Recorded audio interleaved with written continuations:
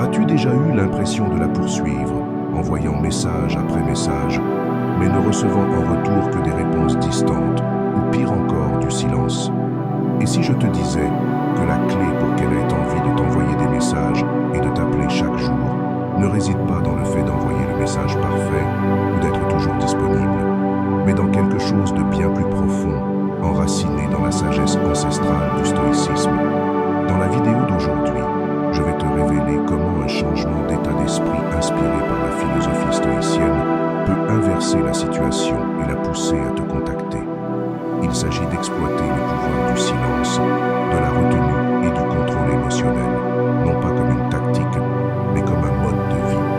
C'est ainsi que tu deviens l'homme auquel elle ne peut s'empêcher de penser, celui dont elle attend impatiemment des nouvelles, celui dont elle vérifie constamment le téléphone en espérant un message. Reste avec moi, car à la fin de cette vidéo, tu sauras exactement comment te positionner dans son esprit, comme quelqu'un à qui elle ne peut résister et qu'elle a envie d'appeler et de contacter chaque jour. Premier, crée la culture que tu veux. Attends-tu simplement à côté de ton téléphone en espérant qu'elle te contacte? Si c'est le cas, tu abandonnes tout ton pouvoir. La vérité, c'est que beaucoup d'entre nous tombent dans le piège de la réaction plutôt que de la création. On attend qu'elle fasse le premier pas, puis on se frustre quand elle ne le fait pas. Mais si je te disais que la clé pour qu'elle te contacte chaque jour ne réside pas dans le fait de la poursuivre, mais dans la création d'une dynamique où elle veut naturellement te contacter, c'est là que la magie opère. Et tout commence par la création de la culture que tu veux dans ta relation. Imagine la différence si, au lieu d'attendre passivement qu'elle t'appelle, tu lui montrais ce à quoi ressemble une communication saine et constante. Tu fixes le standard et elle commencera naturellement à suivre. Tu pourrais penser, mais est-ce que ce n'est pas manipulateur? Pas du tout. En réalité, c'est l'art de montrer l'exemple, un principe fondamental du stoïcisme. Prenons un exemple concret. Tu fréquentes une femme depuis quelques semaines et tu remarques qu'elle ne t'écrit que de temps en temps et souvent de manière brève. Plutôt que de te plaindre ou de prendre tes distances, tu décides de prendre le contrôle de ce que tu peux contrôler, ta propre communication. Tu commences à envoyer des messages réfléchis et engageants qui la font sourire. Tu prends des nouvelles, non pas avec une énergie de besoin, mais avec une curiosité sincère sur sa journée. Tu lui dis des choses comme « Je pensais à cette histoire drôle que tu m'as racontée. Ça m'a fait sourire aujourd'hui. » Ce que tu fais ici, c'est instaurer un ton, lui montrer ce que cela fait d'être en contact avec quelqu'un qui se soucie d'elle sans être collant. Avec le temps, elle commencera à adopter ce comportement.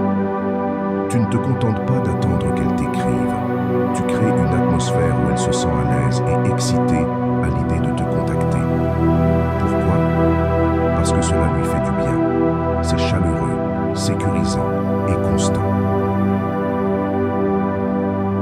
Modélise, ne reflète pas. Voici une situation que nous avons tous vécue. Tu es intéressé par elle, mais tu joues la sécurité, tu calques son énergie, tu attends qu'elle prenne l'initiative. Tu as peur de paraître trop enthousiaste ou de te blesser si elle ne s'investit pas autant. Mais que se passe-t-il si vous faites tous les deux cela? Vous vous retrouvez dans une impasse où personne ne fait le premier pas et la connexion s'éteint. Pourquoi te contenter de simplement égaliser son niveau d'intérêt alors que tu pourrais être celui qui l'inspire? C'est là qu'intervient le principe de modéliser au lieu de refléter. Au lieu d'attendre qu'elle fixe la norme, tu lui montres ce que tu attends d'une relation. Prenons un exemple. Tu rencontres une femme qui semble réservée au début. Tu pourrais faire pareil, attendre qu'elle montre plus d'intérêt, mais vous vous retrouvez à ne rien faire du tout. Au lieu de cela, tu décides d'initier la connexion. Tu lui partages des morceaux de ta journée. Tu lui envoies un message vocal juste pour lui dire que tu as pensé à elle. Tu lui montres ce que c'est d'être avec quelqu'un d'engagé et d'ouvert. Tu ne le fais pas dans l'attente d'une réponse, mais parce que c'est la manière dont tu veux interagir. Et avec le temps, elle commencera à te répondre de la même façon, non pas parce que tu l'as forcée, mais parce qu'elle ressent la sécurité et l'énergie positive que tu apportes. C'est comme construire un pont entre vous. Quelqu'un doit poser la première planche. 3. Fixe la norme et maintiens-la. Il existe une vérité puissante dans les relations. Tu apprends aux autres comment te traiter en fonction des normes que tu établis. Si tu te présentes constamment avec de l'effort, de la gentillesse et de l'attention, mais qu'elle ne t'accorde que des réponses tièdes, il est temps de faire un pas en arrière. Ce n'est pas une question de jouer à des jeux ou de manipuler son comportement, mais de respecter ton propre temps, ton énergie et ta valeur. Lorsque tu fixes une norme et que tu la maintiens, tu communiques quelque chose d'important. Tu te respectes assez pour ne pas te contenter de moins. Cette mentalité ne concerne pas seulement l'obtention de ce que tu veux, elle repose sur l'incarnation d'un profond respect de soi qui attire naturellement les autres. C'est un enseignement fondamental de la philosophie stoïcienne. Connais ta valeur, établis des limites et fais en sorte que tes actions s'alignent avec tes valeurs. Nous avons tous été là. Tu apprécies vraiment quelqu'un, alors tu mets plus d'efforts. Tu lui envoies des messages chaque matin, tu planifies des rendez-vous attentionnés et tu fais tout pour lui montrer que tu tiens à elle. Mais au bout d'un moment, tu remarques qu'elle ne suit pas ton rythme. Peut-être que ses réponses sont courtes ou qu'elle ne te contacte que lorsque c'est pratique pour elle. Il est tentant de continuer à donner en espérant qu'elle finira par voir ta valeur et réciproquer. Mais voici la dure vérité.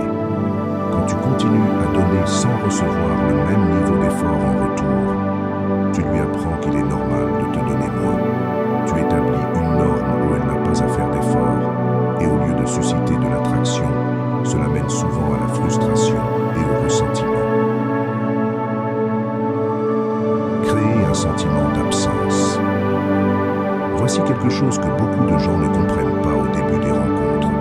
Ils pensent qu'être constamment disponible, toujours prêt à répondre à la vitesse de l'éclair, est une méthode infaillible pour la conquérir.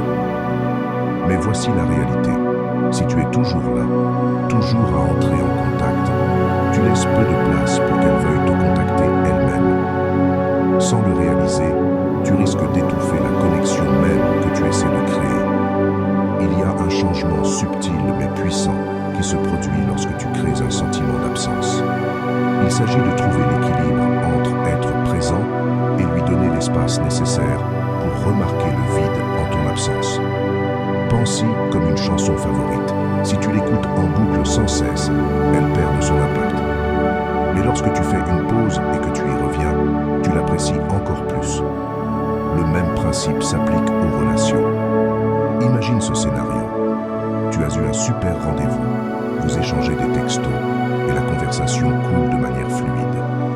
Il est tentant de continuer à maintenir l'élan, de continuer à envoyer des messages jusqu'à ce que la conversation se termine naturellement. Mais ici, au lieu de cela, tu faisais une pause au point culminant de la conversation. Tu pourrais dire quelque chose comme « Je vais entrer en réunion, mais j'ai adoré notre discussion. Continuons ça plus tard. » En faisant cela, tu ne la coupes pas. Tu crées un moment d'anticipation.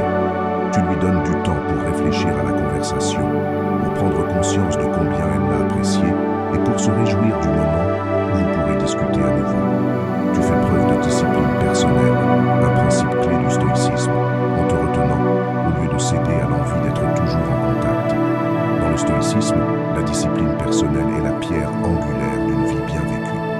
Il s'agit de savoir quand agir et quand se retenir.